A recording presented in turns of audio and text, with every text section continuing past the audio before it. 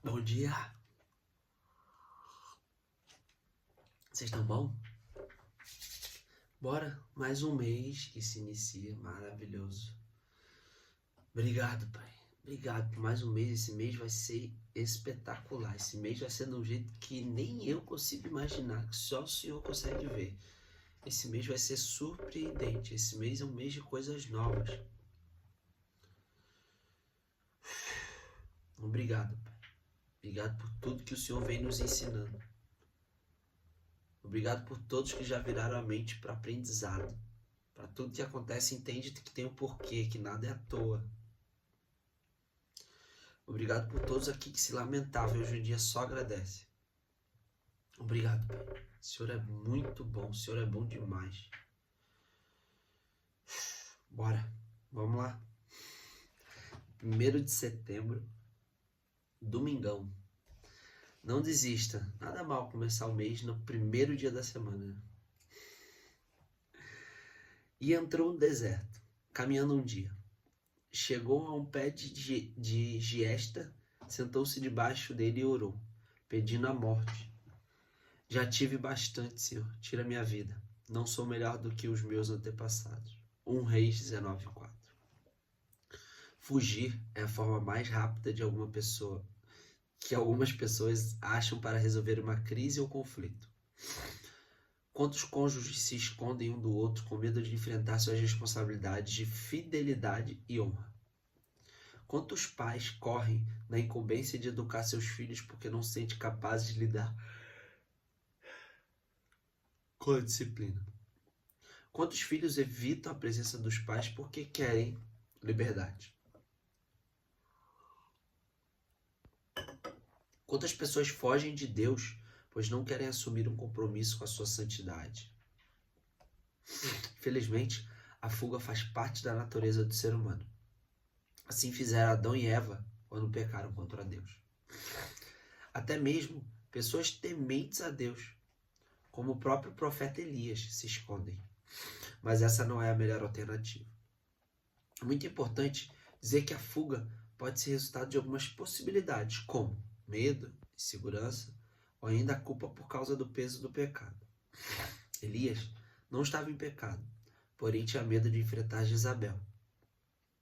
É compreensível que existam momentos em que queiramos fugir dos confrontos que a vida apresenta, mas não querer lidar com o confronto sempre apontará para um embaraço não resolvido.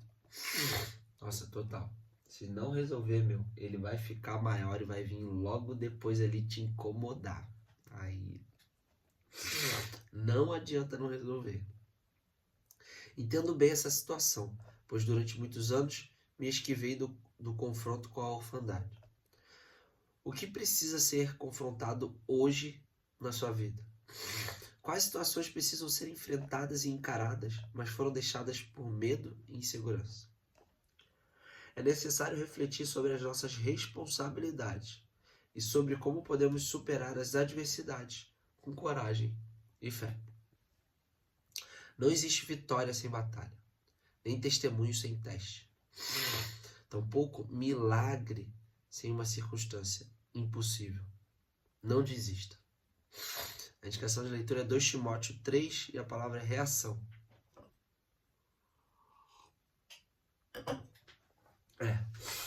Uma coisa que eu aprendi sobre desistir.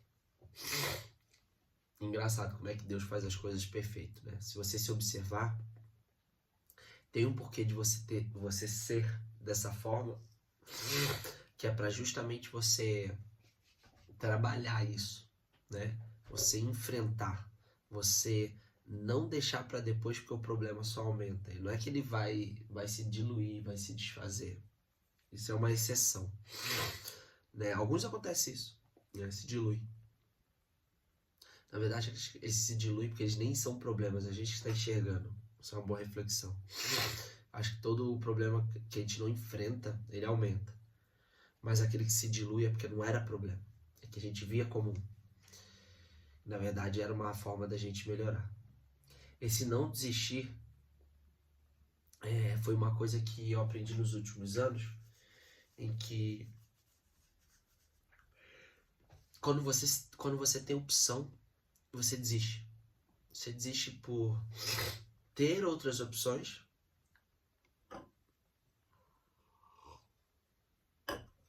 Por quê? Quem não tem opção não tem como desistir. Não tem como. Aí ela só sabe fazer isso, ou ela só tem como fazer isso. Ela não tem como desistir.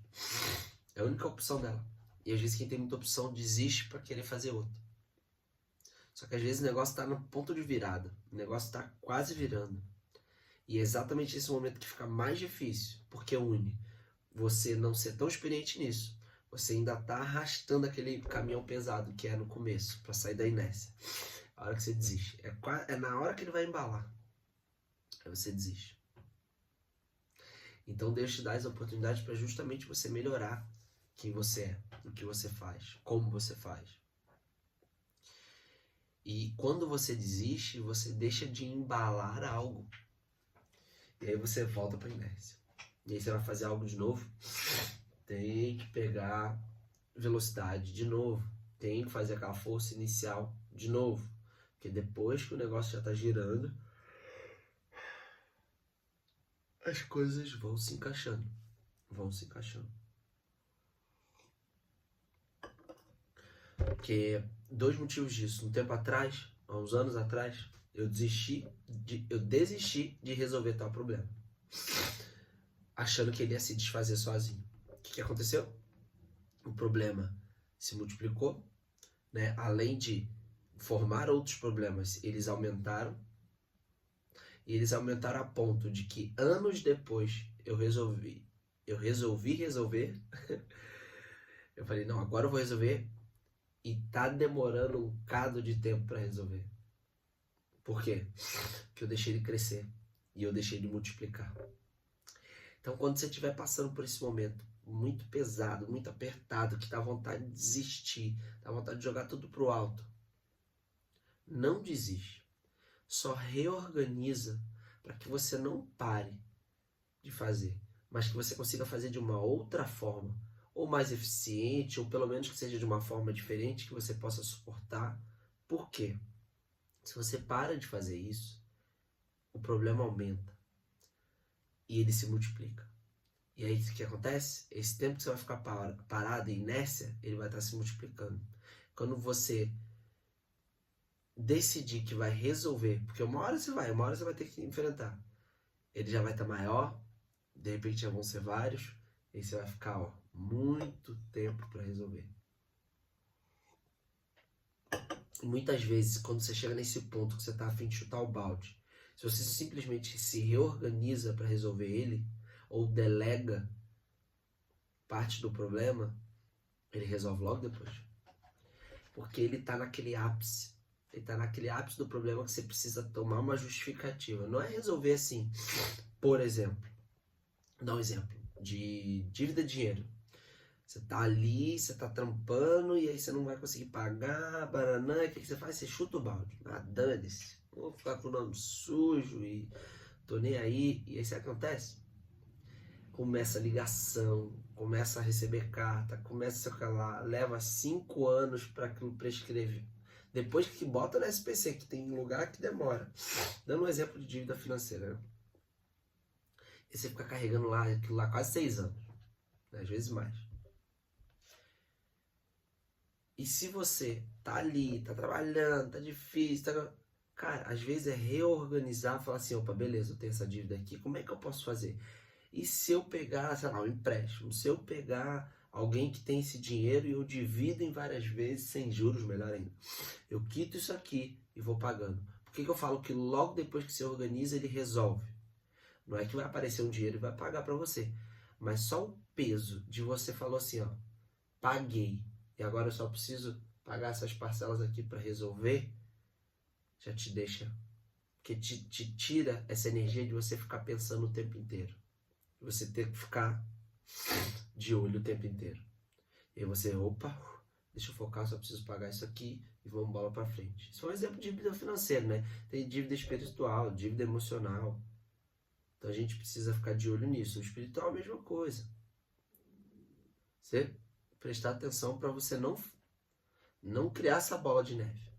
Pra você já olhar para isso. Já olhar, pedir para seus mentores te ajudarem. Para você resolver. Por quê? Se você desistir e não enfrentar, o negócio vai aumentar. Quando você decidir resolver, já era. Já era, meu. Vai ficar enorme. Vai ficar enorme.